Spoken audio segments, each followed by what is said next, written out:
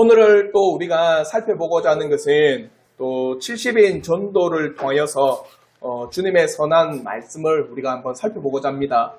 그러면 오늘까지 계속해서 살펴보고 있는 것은 예수님의 6개월의 공생의 사역기간, 한마디로 6개월 동안에 예수님께서 공생의 이제 남은 기간 가운데 하신 일들을 우리가 하나씩 살펴봄에 있어서 예수님께서는 변화산 사건 이후로 이제 예루살렘에 내려가야 되겠다. 자신의 사역의 마지막, 자신의 사역의 종결점을 알고는 예루살렘으로 향하여 갑니다. 그러면서 사마리아 마을을 거쳐서 가려고 했지만 그 사마리아 마을이 어떻게 했어요? 예수님이 온 것을 매우 싫어합니다. 왜냐하면 역사적으로, 종교적으로, 그리고 민족적으로 자신들이 받았던 멸시들을 만약 예수가 온다 해도 그는 난 받아들일 수 없다.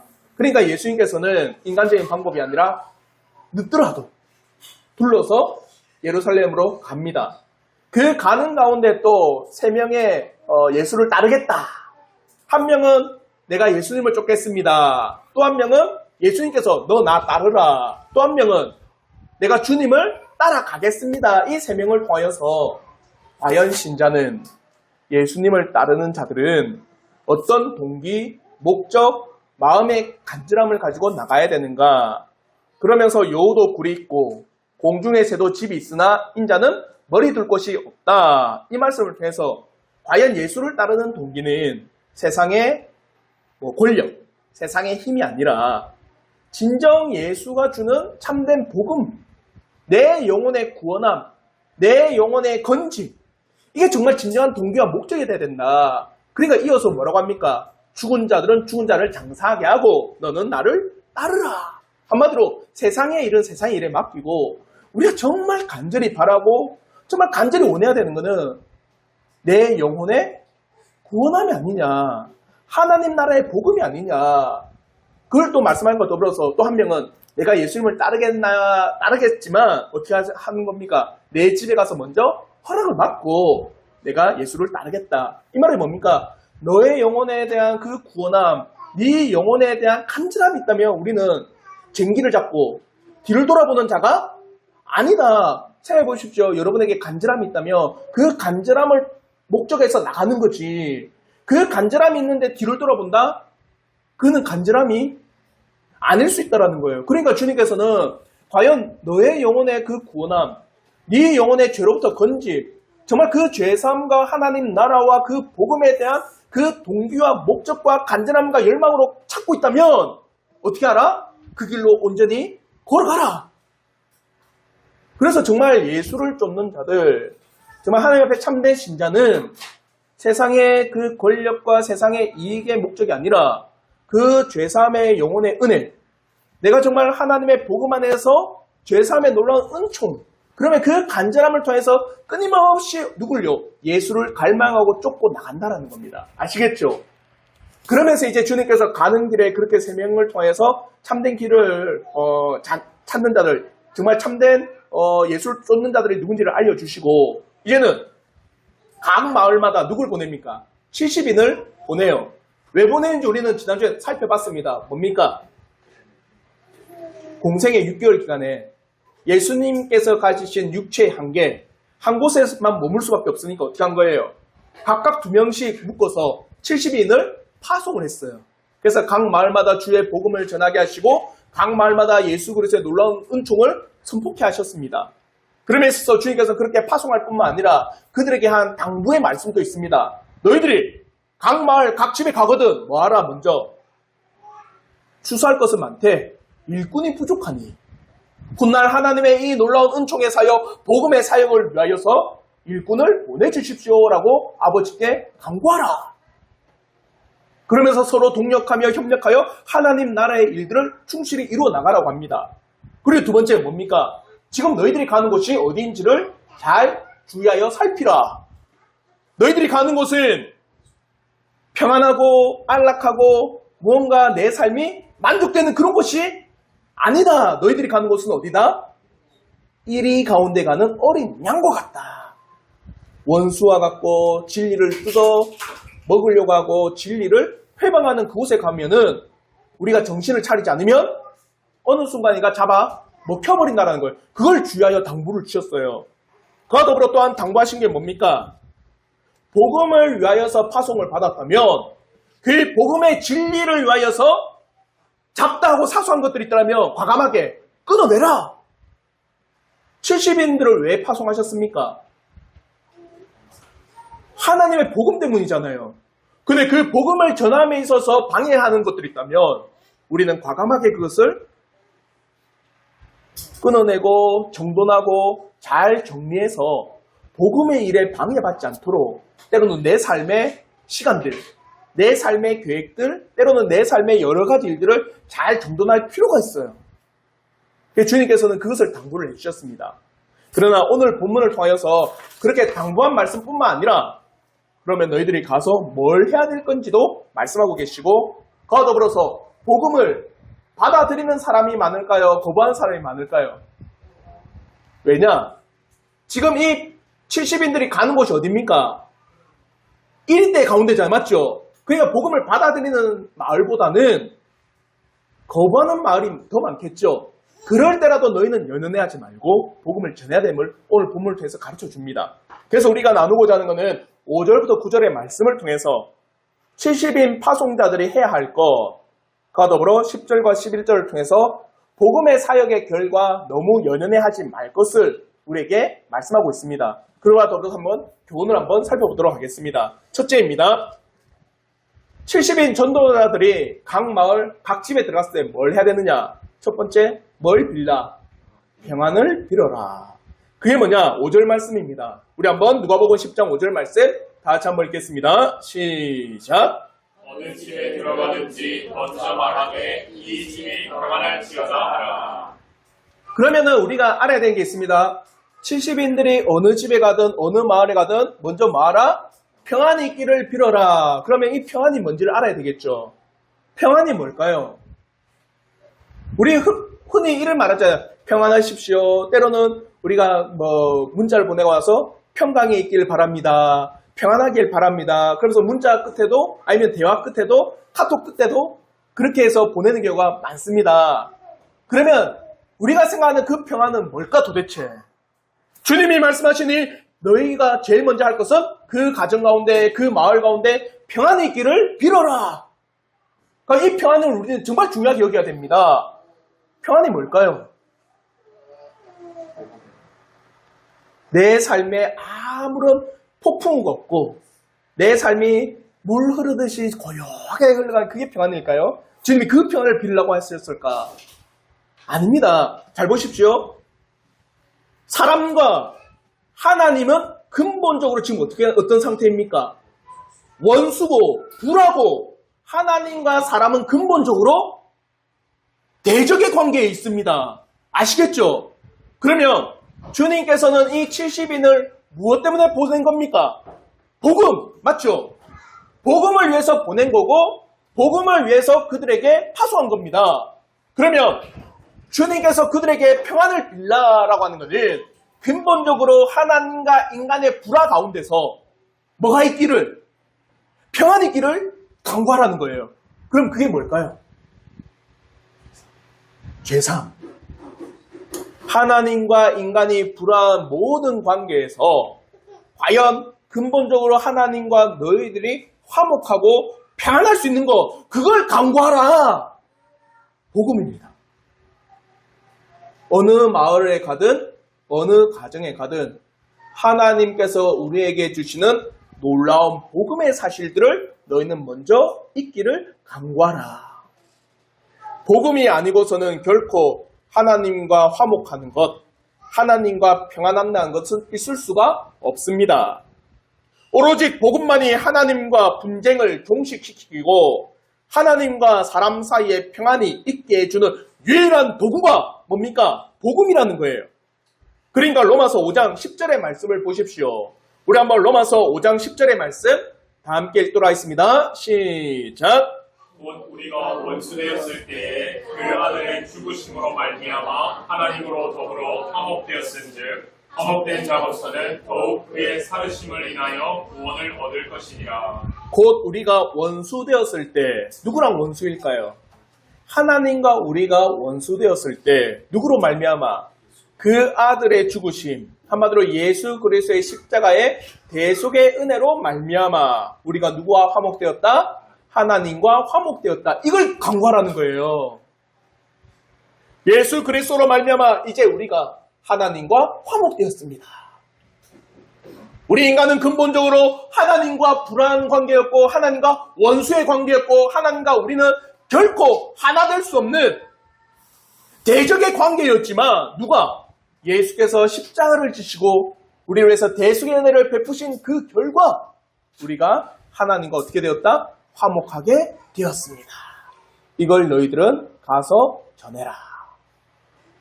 그러면 에베소서 5장 15절에 전신갑주에서 이 말씀을 하고 있어요. 우리 한번 에베소서 6장 15절인데 우리 한번 다 함께 읽도록 하겠습니다. 시작. 평안의 복음이 준비한 것으로 신을 신고. 이거예요. 평안의 복음입니다. 이걸 지금 강구하라고 하는 거예요. 주님께서. 근데 곰곰이 생각해 보십시오. 이게 우선으로 쌓여있지 않으면 그 마을, 그 가정이 풍요롭다. 한마디로 아무런 걱정이 없다. 그게 참된 축복일까요? 보십시오. 여러분이 하나님을 믿지 않고 예수 그리스도의 대속의 은혜를 내가 믿음으로 고백하지 않는다면 여러분에게 주어진 물질적인 축복들 아니면 여러분이 이 땅에서 성공하는 그 모든 사업의 일들 아니면 여러분에게 주어진 모든 이 땅의 삶의 풍요로움들이 과연 그게 나에게 축복일까? 뭐가 될까요? 때로는 그게 저주가 될 수 있습니다. 왜냐? 이 세상의 풍족함으로 말미암아 누굴 못 찾아요? 하나님과 예수 그리스도와 참된 진리를 가로막는 그 일들이 발생합니다. 그러니까 정말 이 평안의 복음이 너희들에게 먼저 있지 않으면 너희들에게 아무리 좋은 것들이 다 둘러진친다 할지라도 그것은 너희들에게 결코 축복이 아니라 저주가 될 수 있고 행복이 아니라 슬픔이 될 수 있고 기쁨이 아니라 정말 괴로움이 될 수 있다는 것을 우리에게 명백하게 가르쳐주고 있는 거예요. 사랑하는 성도 여러분, 저는 여러분의 이 땅에서 풍요롭기를 저는 진심으로 바랍니다. 여러분이 정말 진심으로 풍요롭고 이 땅에서 형통하길 바라요. 근데 어디 안에서? 예수 그리스도의 복음 안에서 저는 여러분들이 풍요롭고 형통하기를 진심으로 바랍니다. 그러므로 진정 70인들은 먼저 각 가정마다 예수 그리스도로 말미암아 주어지는 하나님과 화목된 복음을 전해라. 이게 해야 될 일이에요. 아시겠죠? 70인들이 가서 이런저런 막 교제를 나누면서 서로 간에 잡다한 이야기, 그게 우선이 아니라 서로 간에 안부를 묻는 것도 중요하지만 그게 우선이 아니라 뭐가 있기를? 예수 그리스도로 말미암아 주어지는 하나님과 화목되는 복음이 그 가정에 있기를, 그 마을에 있기를 너희는 먼저 간구하고 빌어라. 그러면서 이제 주님께서 또한 덧붙여 하신 말씀이 있습니다. 6절에 뭐라고 하시느냐? 우리 한번 누가복음 10장 6절의 말씀인데 우리 한번 다 같이 한번 읽겠습니다. 시작. 만일 평안을 받을 사람이 거기 있으면 너희의 평안이 그에게 머물 것이요 그렇지 않으면 너희에게로 돌아오리라. 보십시오. 만일 평안을 받을 사람이 거기에 있으면, 여기서 말하는 평안을 받을 사람이라고 하는 이 사람은 뭐냐? 휘오스, 에이레네스라고 하는 사람인데 평안의 사람이 그 안에 있으면, 자, 이 말이 뭘까요? 평안의 사람이 그 안에 있다, 그 가정에 있다, 그 마을에 있다. 이 말이 뭡니까? 그렇죠. 하나님의 택하신 사람이 그 가운데 있다면 그가 복음의 평안을 듣고 어떻게 한다? 하나님 앞에 돌아오는 은혜가 있다. 이거예요. 아시겠죠? 그러니까 하나님의 택하신 백성이 너희들이 머무는 그 가정과 너희들이 머무는 그 마을에 하나님의 택하신 사람들이 있다면 너희들이 전하는 뭘 말미암아? 평안의 복음으로 말미암아 그들이 누구에게 돌아온다? 하나님 앞에 돌아오게 될 것이다. 그러나 또 뒤에서 뭐라고 합니까? 그렇지 않으면 그렇게 한 것이 누구에게 돌아간다?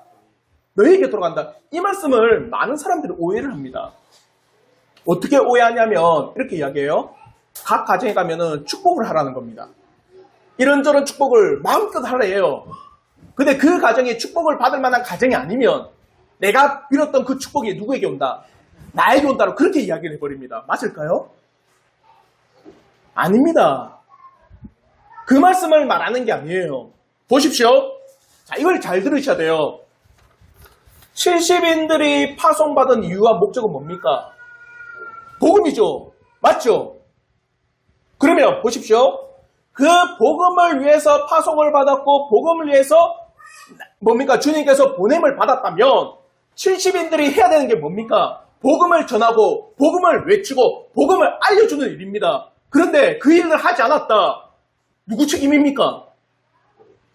70인들의 책임이에요. 맞잖아요.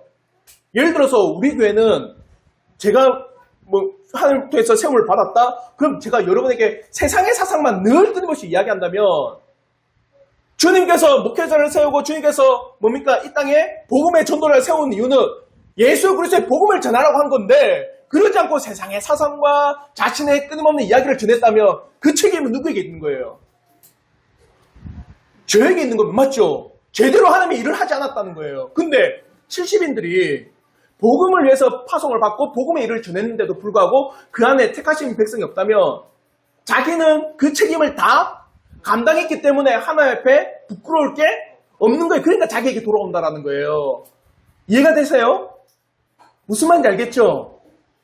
그러니까 내가 축복한 만큼 그 축복이 내게 돌아온다 이 말이 아니라 70인 너희들이 복음을 위해서 파송을 받고 그 일을 충실히 감당했다면 너에게는 어떠한 뭡니까? 죄가 물어지지 않는다라는 거예요. 너희는 할 도리를 다 했다.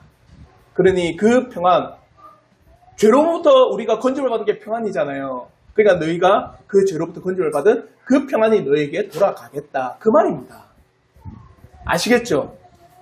먼저는 70인들이 각 마을로 가서 뭘 하라? 각 가정에서 평안의 복음을 전하라. 혹여 그 가정이나 그 마을에 택하신 백성들이 있다면 그 복음을 통하여서 돌이키는 은혜가 있을 것이고 혹여 그러지 않았다 할지라도 너희들은 너희들의 임무와 사명을 잘 감당했기 때문에 하나님 앞에 부끄러울 것이 없을 것이다. 이걸 이야기하는 겁니다. 첫 번째 이겁니다. 그러면 이제 두 번째, 족한 줄로 여기며 복음을 전하라고 이야기하십니다. 오늘 7절부터 9절에 보면 의미심장한 말씀을 하세요. 우리 한번 7절부터 9절의 말씀인데 누가복음 10장 7절부터 9절 다 함께 읽도록 하겠습니다. 시작. 그 집에 유하며 주는 것을 먹고 마시라. 일꾼이 그 삭을 받는 것이 마땅하니라. 이 집에서 저 집으로 옮기지 말라. 어느 동네에 들어가든지 너희를 영접하거든 너희 앞에 차려놓은 것을 먹고 거기 있는 여자를 드시고 또 말하기를 하나님의 나라가 너희에게 가까이 왔다 하라. 보십시오. 이제 70인이 가서 해야 될 게 뭐냐. 일꾼들이 그 삭을 받는 것이 어떠하다? 마땅하다. 그래서 이 집에서 저 집으로 옮기지 말라라고 하십니다. 이 말이 뭘까요? 그 집에 유하여서 주는 것을 먹으라. 그러나 그 집이 풍성하게 너희들에게 주지 못한다 하면은 사람들은 어떻게 할까요? 아, 이 집에서 내 떠나서 다른 풍족하게 주는 곳으로 내가 가야 되겠다. 그렇게 하지 말라라는 겁니다. 즉 70인 전도대가 말씀을 가르침에 있어서 그의 의식주의 문제는 각 가정에서 어떻게 책임져 주게 되는 거고, 그러나 그 가정에서 책임져 주지 못한다 할 때라도 너희는 어떻게 하라? 그 가정에 머물면서 복음을 전해라. 그렇게 책임져 주지 못한다 해서 그 가정에서 떠나 내가 좀 더 풍성한 곳으로 가서 내가 마음껏 누려나가야지, 그렇게 해서는 안 된다. 이걸 오늘날 우리 교회 일들과 복음의 일들에 딱 대비해 봐야 됩니다. 이게 뭘까요? 오늘 많은 교회와 목회자들은 어떻게 합니까? 그렇죠. 내가 좀 더 어떤 교회에 풍성하게 줄여지는 사례를 뜨면서 줄 서 있는 교회들. 그러나 또 어떤 교회는 그렇게 하지 못하면서 목회자를 구하지 못하는 그런 일들. 핵심이 뭐예요? 물질입니까? 복음입니까? 핵심은 복음이 돼야 되는데 오늘날 우리의 현상과 오늘날 교회의 일들은 복음이 아니라 물질의 핵심이 되어버렸어요. 너희는 그렇게 하면은 안 된다라는 것을 우리에게 가르쳐주고 있습니다. 이렇게 주님께서는요 70인들에게 두 가지 일을 이야기하십니다. 먼저 평안의 복음을 빌어라. 그와 더불어서 각 가정에서 주어지는 것으로 너희는 만족하며 각 가정에서 주어지는 것으로 너희는 충족히 몸에 채우며 그로 말미암아 하나님의 나라의 일들을 각 가정, 각 마을마다 전하고 선포해야 된다. 그걸 지금 오늘 이 말씀을 통해서 우리에게 가르쳐주고 있는 겁니다. 이제 이것 속에서 우리가 교훈을 얻길 바랍니다. 첫째, 진정 우리가 해야 할 일이 이와 같은 일입니다.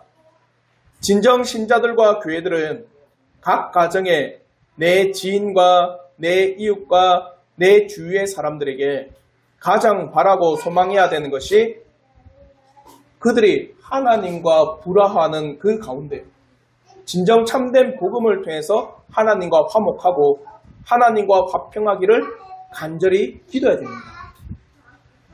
여러분의 가정과 여러분의 이웃과 또 여러분의 주위의 사람들을 통해서 하나님과 불화한 그 모든 모습이 있다면 여러분은 정말 간절히 기도하셔야 돼요. 하나님의 복음이 그들에게 전해지기를, 하나님의 복음이 그들에게 증거되기를. 그러므로 고린도후서 5장 19절과 20절의 말씀에 이렇게 말합니다. 우리 한번 고린도후서 5장 19절부터 20절 말씀 다 함께 읽겠습니다. 시작. 곧 하나님께서 그리스도 안에 계시사 세상을 자기와 화목하게 하시며 그들의 죄를 그들에게 돌리지 아니하시고 화목하게 하는 말씀을 우리에게 부탁하셨느니라. 그러므로 우리가 그리스도를 대신하여 사신이 되어 하나님이 우리를 통하여 너희를 권면하시는 것 같이 그리스도를 대신하여 간청하노니 너희는 하나님과 화목하라. 보십시오. 화목하게 하는 말씀을 누구에게 부탁했습니까?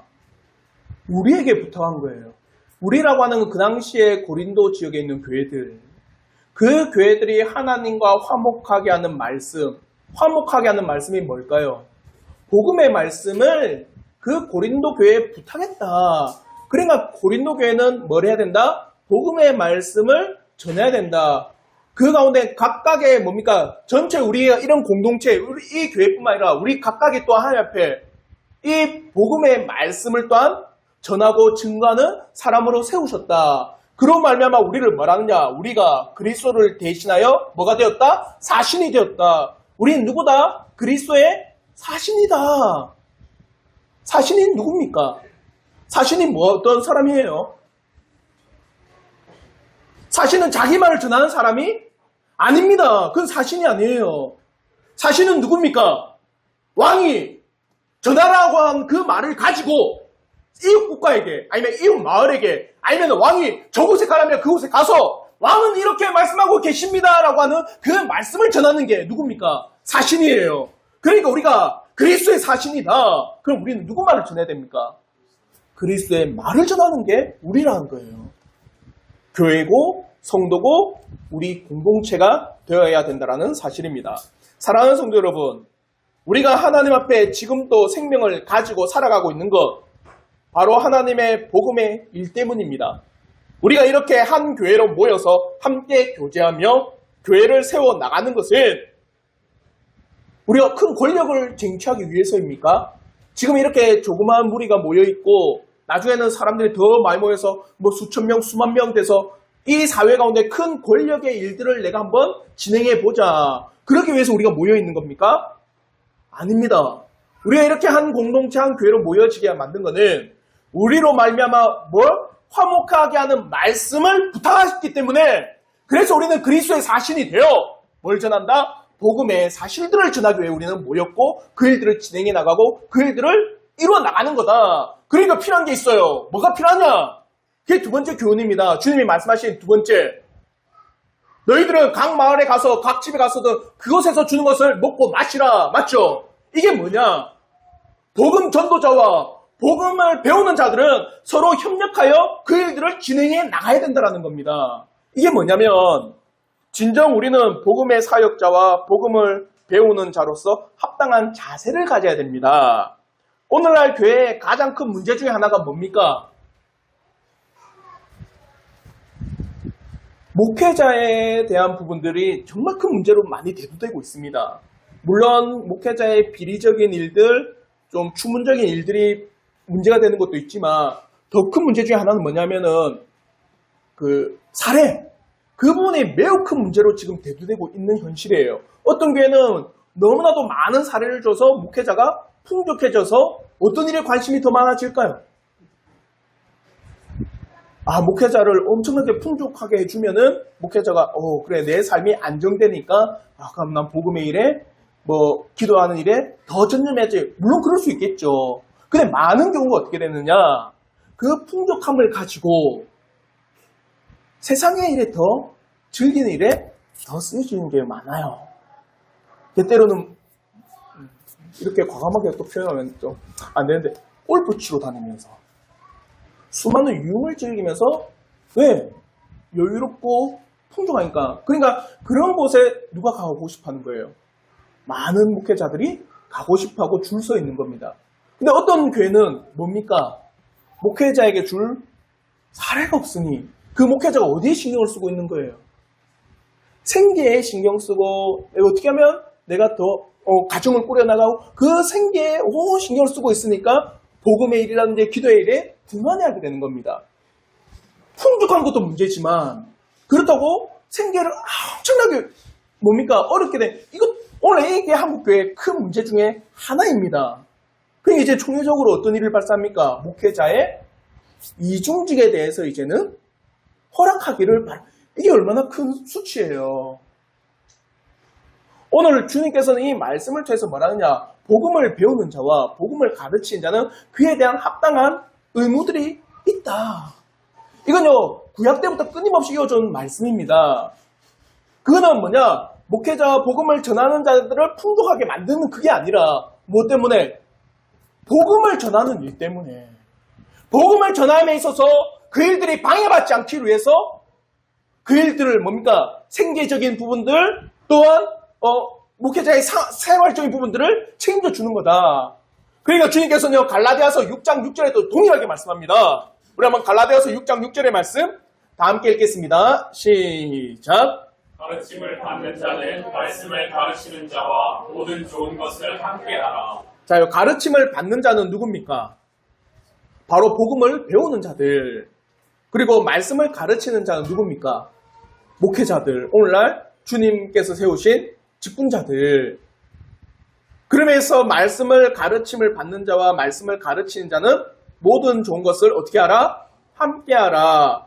복음의 일을 배우는 자들은 복음의 사역자와 모든 좋은 것을 함께 하라고 가르치고 있는 겁니다. 이것은 복음을 받는 자들의 의무라고 합니다. 또한 복음 사역자들은 이로 인해서 만족히 여기는 것이 바로 복음 사역자의 자세가 되어야 됩니다. 진정 교회는요, 복음을 위해서 복음의 사역자들의 생계를 책임져 주고 복음의 사역자들은 자신들에게 맡겨진 복음의 일을 위해서 늘 힘써 말씀을 준비하며 그들의 영혼을 위해서 기도하며 그들의 영혼의 양식을 위해서 힘써 나아갈 때 과연 그 교회가 어떻게 해요? 든든히 서가는 교회가 된다라는 겁니다. 이 모든 핵심은 바로 주님께서 70인을 세우셔서 복음의 일들을 위해서 보내신 이 사실에 가장 큰 핵심이 있는 겁니다. 아시겠죠? 지금 70인을 파송하고 70인을 그들에게 보낸 가장 큰 핵심은 뭐 때문에? 복음의 사역 때문이다. 그러면 70인들은 우선적으로 뭘 해라? 가정에서 평안의 복음을 전해라. 그럼에 있어서 복음의 사역자들은 풍족한 가정, 덜한 가정, 그것을 쫓아서 이동하는 건 그는 합당하지 않다. 그 안에서 만족하고 하나님께서 채워주신 것으로 또 하나님께서 공부해 주신 것으로 또 하나님께서 나를 공부해 주실 걸 믿고 그 가운데 사역하고 일을 해나가는 것이다. 그래서 각 가정은 또한 또 각 마을은 또한 그 복음의 사역자들을 충실히 어떻게 해요? 책임지고 세워나가는 거다. 그게 다 잘 맞물려서 어떤 일을 위해서 복음의 일을 위해서 일들이 진행되어 나가야 된다. 이게 제일 큰 핵심이라는 거예요. 아시겠죠? 그게 전도자들을 통해서 주님께서 하라고 하신 말씀입니다. 근데 오늘날 정말 부끄럽습니다. 죄송하지만 정말 부끄럽고 때로는 좀 민망하기도 합니다. 수많은 목회자들, 그리고 수많은 이제 복음을 전하는 사람들이 이 물질 때문에 많은 경우가 넘어지고 내가 저 교회 가야지 하고 하는 가장 큰 이유 중에 하나가 그런 체험 때문에 참 부끄러운 일이에요. 교회적으로도 부끄러운 거고 목회자로서도 부끄러운 거고. 그래서 주님은 끊임없이 그 이야기를 하세요.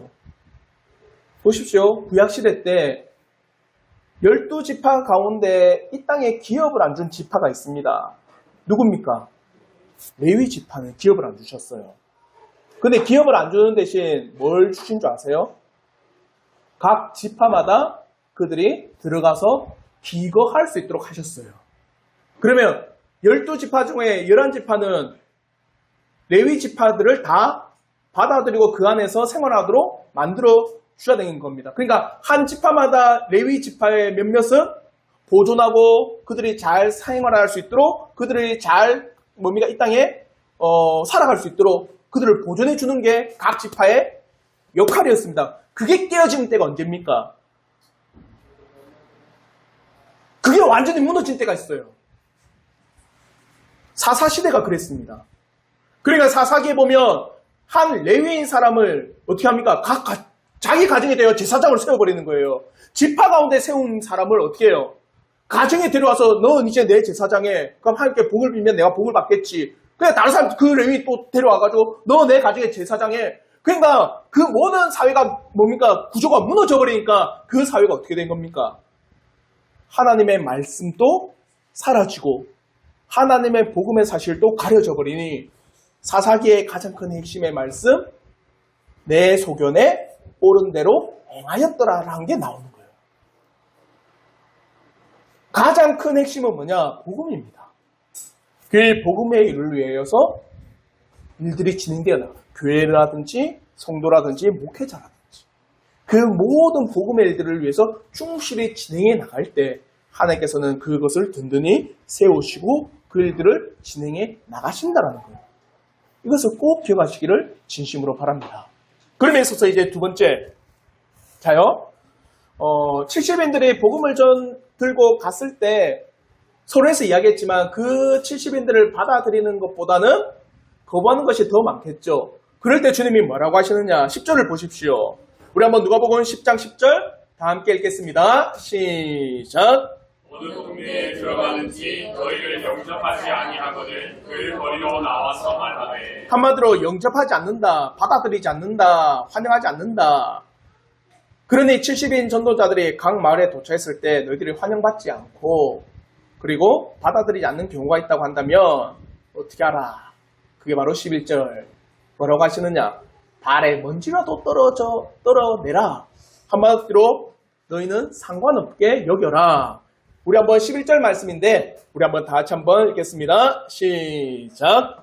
너희 동네에서 너희 발에 묻은 먼지도 너희에게 떨어버리노라. 그러나 하나님의 나라가 가까이 온 줄을 알라 하라. 보십시오. 70인 전도자들이 각 마을에 갑니다. 각 가정에 갑니다. 그리고 복음을 전합니다. 그 가운데서 평안의 복음을 받아들일 사람이 있다면 그들이 함께 돌아올 것이고 그러지 않으면 어떻게 합니까? 그 책임은 너희 70인에게 없다. 전제는 뭐예요?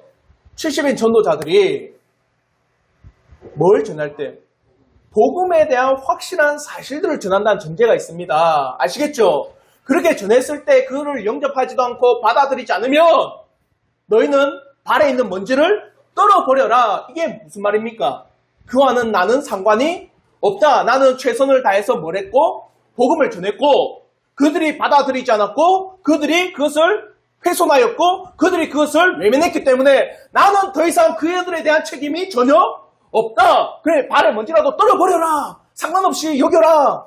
아시겠죠? 전제는 70인이 온전하게 뭘 전할 때 복음의 사실들을 전함에 있어서 그 전제로 하고 그들이 과연 그 복음을 받아들이지도 않고 외면하고 거부하고 훼손하게 한다면 너는 그들과는 상관없는 자처럼 여겨라.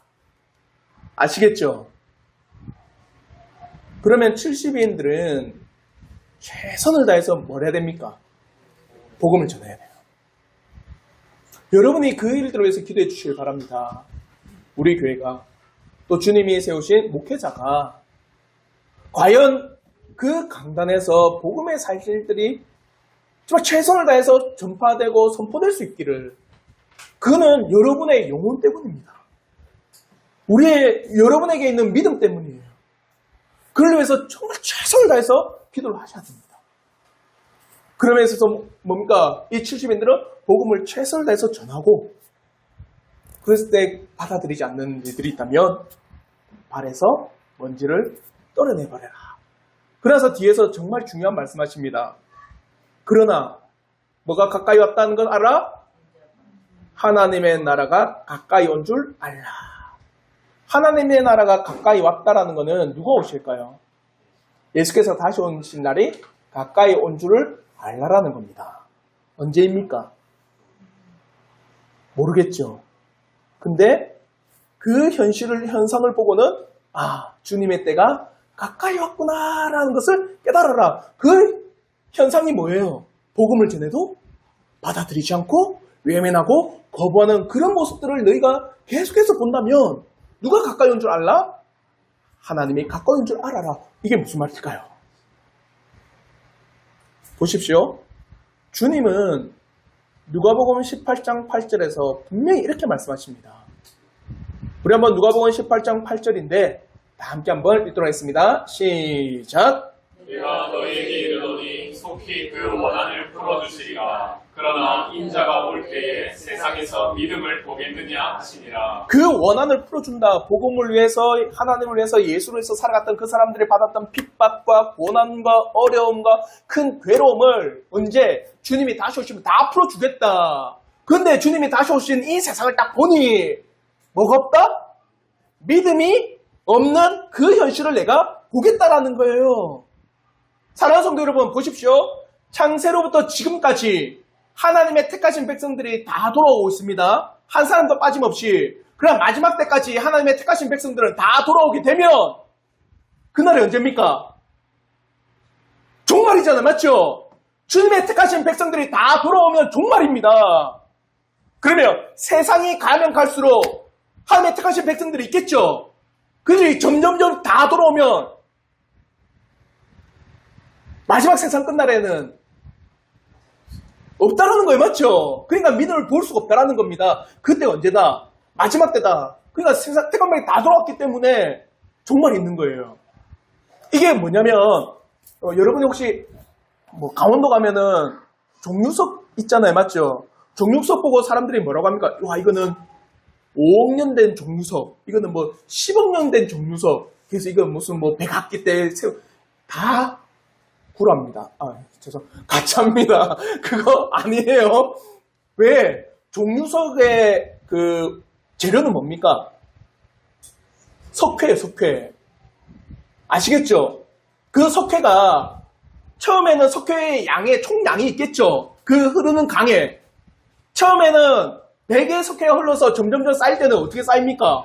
100만큼 점점 쌓이다가 그 석회 양이 줄어들면은 쌓이는 속도가 늦어지겠죠. 그냥 오늘날로 봤을 때 쌓이는 속도가 늦어지는 걸 보고 계산해 보니까 몇 년이 걸린다. 5억 년, 10억 년이 걸린다는데 아니라는 거예요. 그 총량이 있습니다. 한마디로 택하신 백성의 수는 있겠죠. 하나님 앞에. 이걸 가지고 신천지는 자기들이 택하신 백성이다. 이건 다 가짜고 이단이고. 하나님의 택하신 백성은 있습니다. 그러나 그 마지막 때까지 그 택하신 백성이 다 돌아온다는 것은 마지막 때에는 택하신 백성들을 보기가 매우 힘들다라는 거예요. 그러니까 오늘 주님이 말씀하신 것처럼 너희들을 받아들이지 않는 사람들이 있다면 뭐가 가까이 왔다? 하나님 나라가 가까이 온 줄 알라. 이렇게 이야기하는 겁니다. 아시겠죠? 이제 이 말씀을 통해서 우리가 또한 교훈을 얻길 바랍니다. 사랑하는 성도 여러분, 우리가 복음의 일들을 위해서 이런저런 일들을 참 많이 합니다.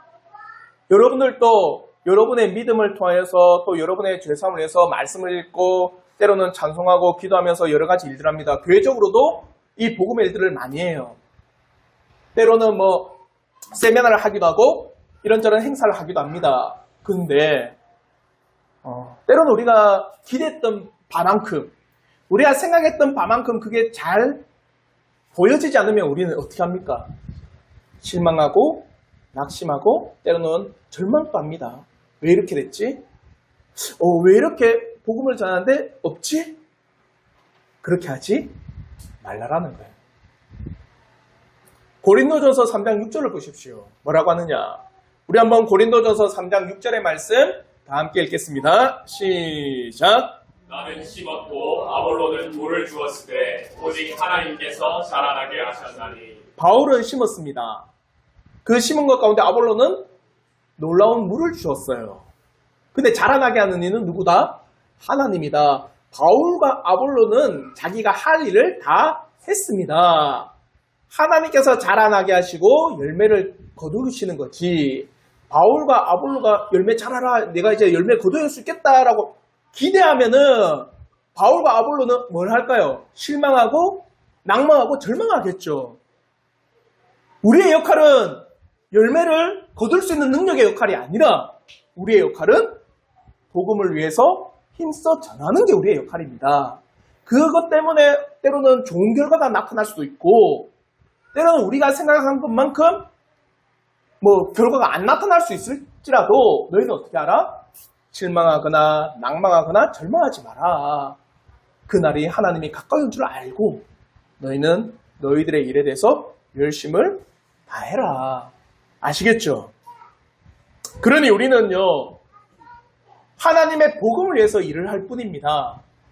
하나님의 복음을 위해서 이런저런 사역을 진행해 나가는 겁니다. 하나님의 진리의 일들을 위해서 이런저런 일들을 우리가 펼쳐나가는 겁니다. 이렇게 복음을 거부하며 복음의 소식에 대해서 전혀 관심 없는 세상의 모든 순간순간을 볼 때 사랑하는 성도 여러분, 절망하지 마시고 낭망하지 마십시오. 그걸 통해서 여러분을 봐야 되는 건 뭐냐? 그래, 마지막 때에 한 걸음 더 나아갔다는 사실을 보십시오. 사랑하는 성도 여러분, 세상은요 결코 발전으로 나갈 수가 없습니다.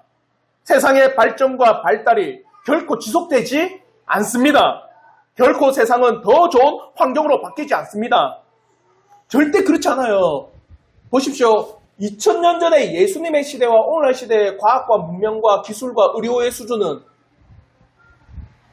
말로 표현 못합니다. 그 당시에는 감기로도 죽었는데 오늘날 감기로 죽는 사람은 극히 드물어요. 옛날에 뭡니까? 비디오 틀면은 옛날 우리 비디오 테이프에 보면 제일 앞부분에 뭐 나오는지 아세요? 호환마마보다 무서운 게 불법 비디오라는 게 나오거든요. 그 당시에는 호환마마로 해서 호환이 뭐냐? 호환이 뭔지 아세요? 호랑이가 물어가는 거 호환이에요. 호환. 그 마마는요. 전염병. 그래서 전염병 때문에 많이 죽기도 하고 그래서 우리 어르신들, 우리 윗세대 어르신들은 태어나도 출생신고를 언제 합니까? 1년에 2년 있다 갑니다. 왜? 그 사이에 죽을 수도 있으니까.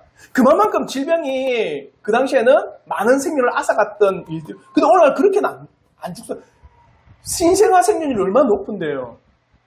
그렇게 과학은 발달했고 의료는 발달했습니다. 세상은 여러분 더 좋아졌나요?